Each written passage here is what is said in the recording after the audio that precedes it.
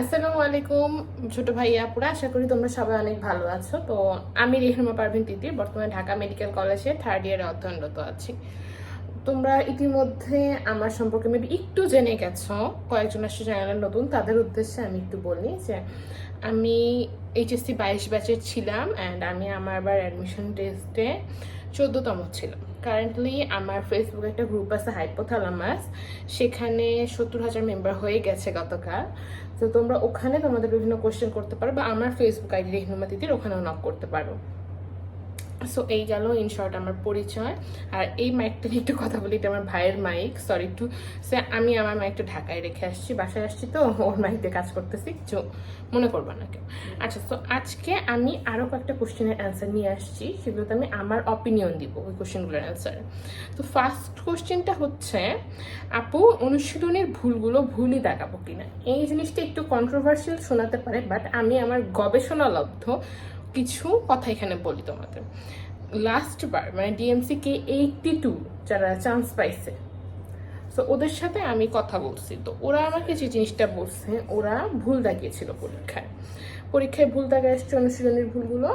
And পরে কোচিংয়ের যে বিভিন্ন মনে করো টেস্ট এক্সামটা থাকে, যেটা তোমার মার্কটা তুমি প্রেডিক্ট করতে পারো যে এক্সাম দিয়ে, ওই এক্সামে ওরা যে মার্ক পেয়েছিল সেটার মার্ক আর ওদের অ্যাডমিশন টেস্টের মার্ক কাছাকাছি, ডিফারেন্স নাই বললেই চলে।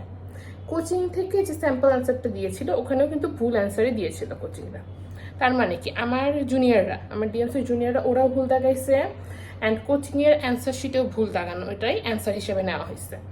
ওরা যে মার্কটা প্রেডিক্ট করছে অ্যাডমিশন টেস্টেও সেম মার্কই আসছে ওদের, 2-2 4 হয়। দ্যাট মিনস কি ডিজিএমই যে অ্যান্সার শিটটা দিয়েছিল সেখানেও অনুশীলনের ভুল অ্যান্সারগুলোই গ্র্যান্ট করা হয়েছে। তার মানে কি, যেহেতু we are A part of the সিস্টেমটা খুবই খারাপ, আই অ্যাগ্রি, কিন্তু আমরা তো সিস্টেমটা ডিনাই করতে পারবো না, সিস্টেমের বাইরে যেতে পারবো না, সো আমাদেরকেও ভুলটাই দেখাতে হবে। এটার একটা ব্যাখ্যা আমি বের করছি কেন ডিজিএমই ভুল অ্যান্সারটা গ্র্যান্ট করে। কারণ দেখো, ওনারা যে টিচাররা কোশ্চেন করে তারা কিন্তু অনুশীলনী থেকে ডিরেক্ট এমসিকিউটা তুলে দেয়। কিভাবে বুঝবো অনুশীলনী থেকে ডিরেক্ট এমসিকিউটা তুলে দিছে?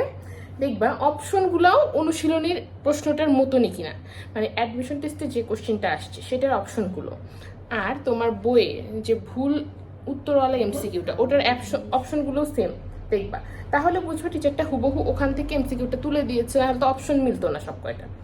তার মানে কি উনি অ্যান্সারটাও বইয়ের উত্তরমালা থেকেই নিয়েছেন, আর আলাদা করে নিচে করে দেখেন না, ওনাদের তো সময়ও নাই, ওনারা অনেক বড় বড় ডাক্তার, অবভিয়াসলি সময় থাকবে না।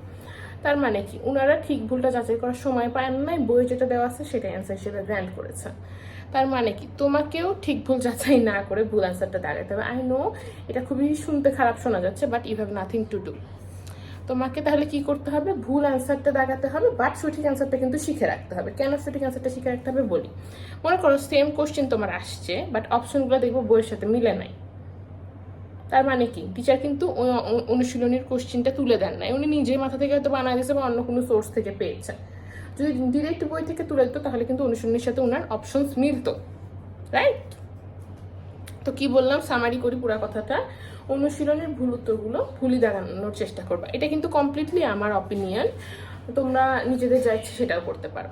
আচ্ছা, 2 নাম্বার কোশ্চেন, আপু অ্যাডমিশন টেস্টের সময় বেসিক পড়বো কিনা। আচ্ছা, এই কথাটায় আসি। এই কোশ্চেনটা না আমাকে আমার মাথায় আসছে কিভাবে বলে, আমি যে অ্যাডমিশন ব্যাচ পড়াই অনলাইনে, আমার এইচএসসি 24 and 25-এর কিছু ছেলে মেয়ে পড়তেছে আমার কাছে ব্যাচে। সো ওদের ওখানে আমি যখন আলোর একটা চ্যাপ্টার পড়াচ্ছি, ওরা বারবার আমাকে কেন কেন করতেছে, আপু এটা কেন হইলো, আপু ওইটা কেন হইলো। বাট আমি যদি ওদের এক একটা কেন অ্যান্সার দিতে চাই, আমার 10 মিনিট করে টাইম চলে যাবে। অ্যান্ড আমার এই টার্গেট আছে যে 1 ঘন্টার মধ্যে আমি ওদের এই চ্যাপ্টারটা শেষ করাবো। ওই 1 ঘন্টার মধ্যে 10 মিনিট টাইম যদি আমি একজনের কেন অ্যান্সার করতেই খরচ করি, তাহলে কিন্তু আমি বাকিদের প্রতি অবিচার করতেছি, বাকিদের কিন্তু পড়া হচ্ছে না। সো আমি কিন্তু তোমাদের বেসিক শিখতে নিরুৎসাহিত করতেছি না, বাট আমার কথাটা শোনা, আমি কি বলি, বেসিক শেখার টাইম কখনোই তোমার অ্যাডমিশন পিরিয়ড হতে পারে না। ওকে, বেসিক শেখার জন্য তোমাকে এইচএসসি 2 বছর দেওয়া হয়। তুমি ওই এইচএসসি 2 বছর বেসিক পড়ো নাই, টাইম ওয়েস্ট করছো, একবার চান্সও পাও নাই, সেকেন্ড টাইমার হয়ে গেছো।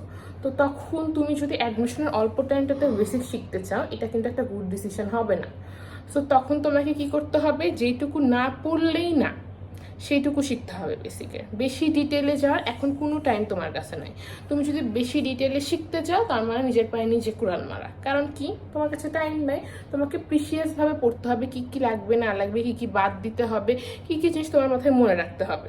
টু বি অনেস্ট, আমি যদি এক কথায় বলি তাহলে অ্যাডমিশন পিরিয়ডটা হচ্ছে মনে রাখার সময়, কেন বোঝার সময় না। কেন বোঝার সময় তোমার এইচএসসির পিরিয়ড। সো যারা 26-27 ব্যাচের বাচ্চারা আমার ভিডিও দেখো তাদের উদ্দেশ্যে আমি একটা কথাই বলবো যে কেন শেখার টাইমটা ভালোভাবে ইউটিলাইজ করো। দ্যাট মিনস তোমার এইচএসসি পিরিয়ডে কোনো ফাঁকি দিও না। ওইখানে যে বা কেন শিখতে পারবা না সেটার রেশ কিন্তু অ্যাডমিশন পিরিয়ডেও থাকবে। আর যারা কেন শেখো নাই তারা কি করবা, একদমই যে জিনিসগুলো শিখলেই না সেগুলো শিখবা, জাস্ট বেশি ডিটেলে যাওয়ার দরকার নাই। তারপরে মনে করো অনুশীলনী এমসিকিউগুলো একটু বেশি বেশি সলভ করবা। ওই অনুশীলনের কোশ্চেন রিলেটেড কেনগুলো সলভ করবা, কারণ দেখছো কি ওই কেনগুলোই বারবার আসে। কেন তো খুব একটা আসেই না অ্যাডমিশন টেস্টে।